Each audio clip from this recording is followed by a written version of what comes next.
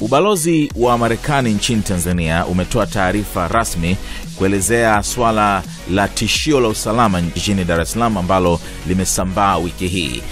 Inasemekana kwamba kuna mashambulio yamepangwa kufanyika katika maeneo ya Masaki, katika viwanja vya huko Masaki siku za hivi karibuni. Sasa imetoa hiyo taarifa na kueleza kwamba kuna tetesi za kuwepo mipango ya mashambulizi katika maeneo ya Masaki jijini Dar es Salaam, hasa katika hoteli na migahawa ambayo inatembelewa sana na watalii, na vile vile katika eneo la Slipway Shopping Center huko Msasani Peninsula. Balozi haujapata ushahidi wa kutosha kuhusiana na tishio hilo au taarifa rasmi au muda sahihi, lakini hata hivyo balozi unatoa tahadhari kwa kuchukua hatua hii hapa chini, ambapo ameeleza kwanza kuwa makini na elewa katika maeneo uliyopo, beware of your surroundings, epuka maeneo ya watu wengi, avoid crowds, alafu vile vile fuatilia habari